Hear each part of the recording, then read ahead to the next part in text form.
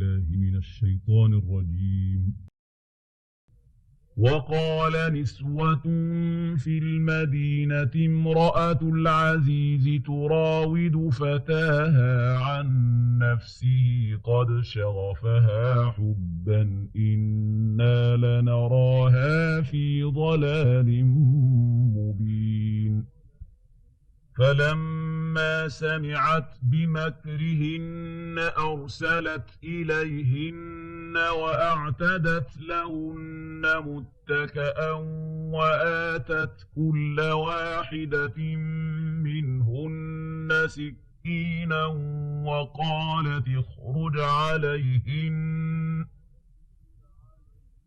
وقالت اخرج عليهن فلما رأينه أكبرنه وقطعن أيديهن وقلن حاش لله ما هذا بشرا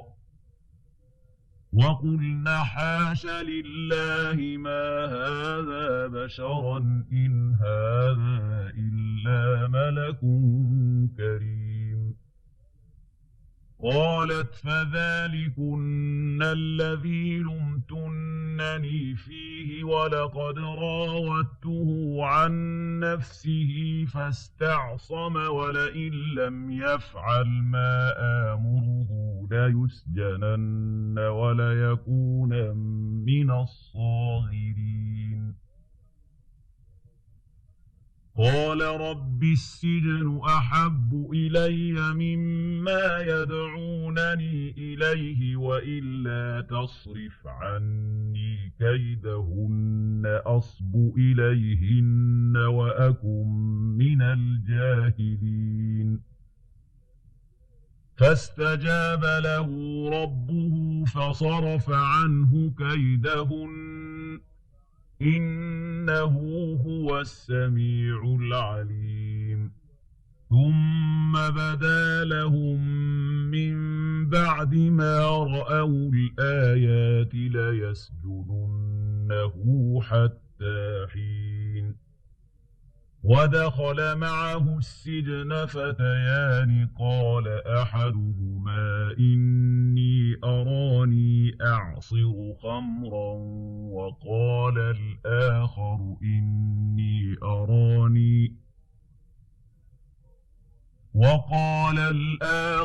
إني أراني أحمل فوق رأسي خبزا تأكل الطير منه نبئنا بتأويله إنا نراك من المحسنين. قال لا يأتيكما طعام ترزقانه إلا نبأتكما بتأويله قبل أن يأتيكما ذلكما مما علمني ربي إني تركت ملة قوم لا يؤمنون بالله وهم بالآخرة هم كافرون واتبعت ملة آبائي إبراهيم وإسحاق ويعقوب ما كان لنا أن نشرك بالله من شيء ذلك من فضل الله علينا وعلى الناس ولكن أكثر الناس لا يشكرون. يا صاحبي السجن أأرباب متفرقون خير أم الله الواحد القهار ما تعبدون من دونه إلا أسماء سميتموها أنتم وآباؤكم ما أنزل الله بها من سلطان إن الحكم إلا لله أمر ألا تعبدوا إلا إياه ذلك الدين القيم ولكن أكثر الناس لا يعلمون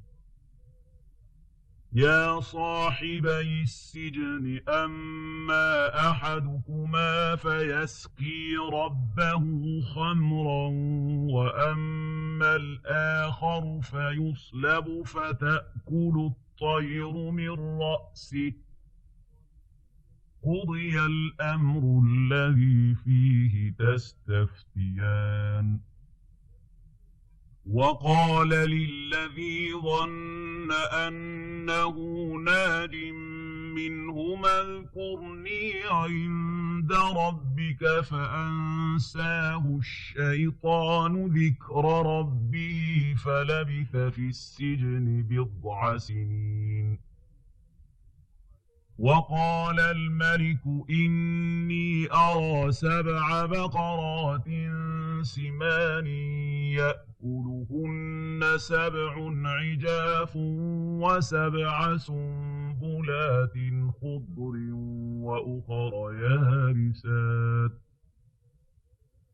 وأخر يابسات يا أيها الملأ أفتوني في رؤياي إن كنتم للرؤيا تعبرون قالوا أضغاث أحلام وما نحن بتأويل الأحلام بعالمين وقال الذي نجا منهما وادكر بعد أمة أنا أنبئكم بتأويله فأرسلون يوسف أيها الصديق أفتنا في 7 بقرات سمان يأكلهن 7 عجاف و7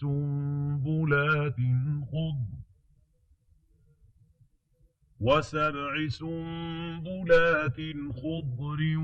وأخر يابسات لعلي أرجع إلى الناس لعلهم يعلمون قال تزرعون 7 سنين دأبا فما حصدتم فذروه في سنبله إلا قليلا مما تأكلون ثم يأتي من بعد ذلك 7 شداد يأكلن ما قدمتم لهن إلا قليلا مما تحصنون ثم يأتي من بعد ذلك عام فيه يغاث الناس وفيه يعصرون وقال الملك ائتوني به فلما جاءه الرسول قال ارجع إلى ربك فاسأله ما بال النسوة اللاتي قطعن أيديهن إن ربي بكيدهن عليم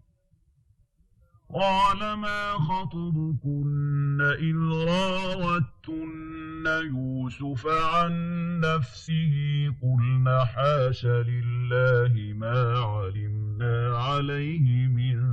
سوء قالت امرأة العزيز الآن حصحص الحق أنا راودته عن نفسه وإنه لمن الصادقين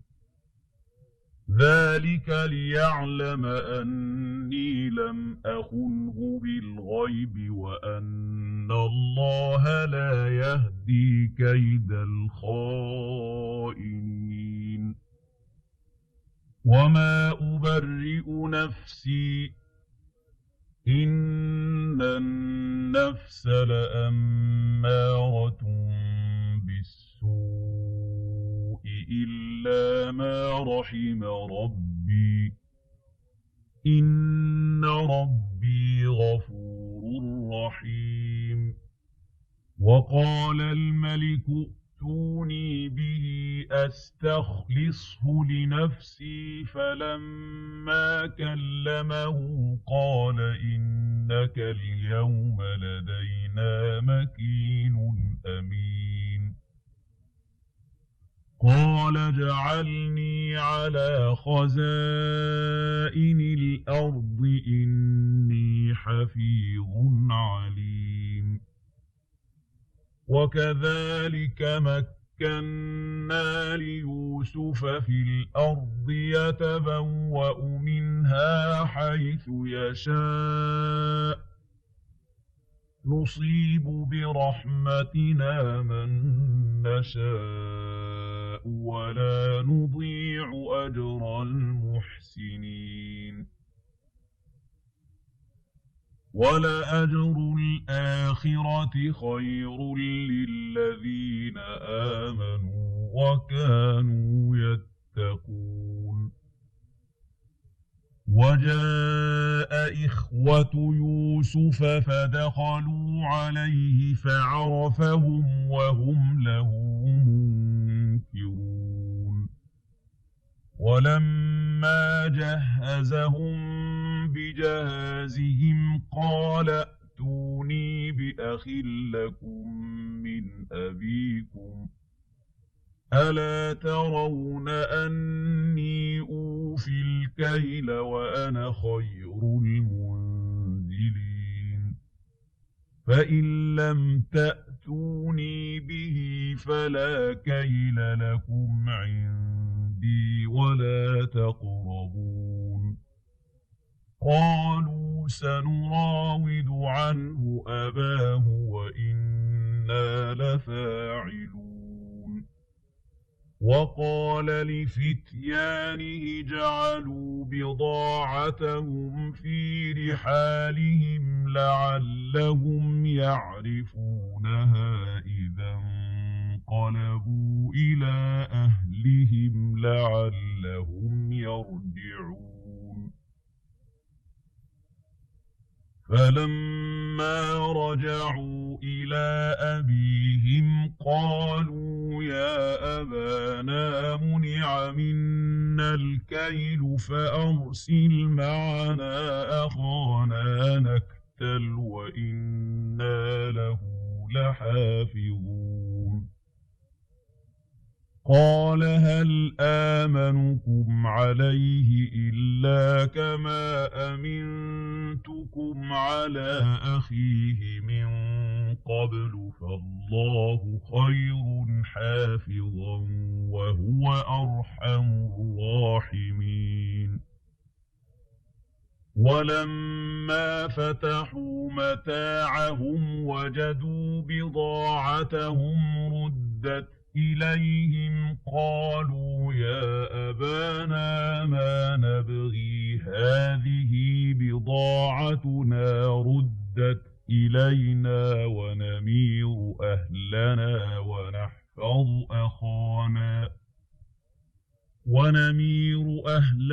ونحفظ أخانا ونزداد كيل بعير ذلك كيل يسير قال لن أرسله معكم حتى تؤتون موثقا من الله لتأتونني به إلا أن يحاط بكم فلما آتوه موثقهم قال الله على ما نقول وكيل وقال يا بني لا تدخلوا من باب واحد وادخلوا من أبواب متفرقة وما أغني عنكم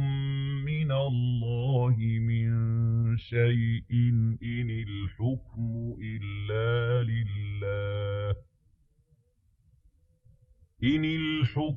إلا لله عليه توكلت وعليه فليتوكل المتوكلون ولما دخلوا من حيث أمرهم أبوهم ما كان يغني عنهم من الله من شيء إلا حاجة في نفس يعقوب قضاها وإنه لذو علم لما علمناه ولكن أكثر الناس لا يعلمون ولما دخلوا على يوسف آوى إليه أخاه قال إني أنا أخوك فلا تبتئس بما كانوا يعملون فلما جهزهم بجهازهم جعل السقاية في رحل أخيه ثم أذن مؤذن أيتها العير إنكم لسارقون قالوا وأقبلوا عليهم ماذا تفقدون قالوا نفقد صواع الملك ولمن جاء به حمل بعير وأنا به زعيم قالوا تالله لقد علمتم ما جئنا لنفسد في الأرض وما كنا سارقين قالوا فما جزاؤه إن كنتم كاذبين قالوا جزاؤه من وجد في رحله فهو جزاؤه كذلك نجزي الظالمين فبدأ بأوعيتهم قبل وعاء أخيه ثم استخرجها من وعاء أخيه كذلك كدنا ليوسف ما كان ليأخذ أخاه في دين الملك إلا أن يشاء الله نرفع درجات من نشاء وفوق كل ذي علم عليم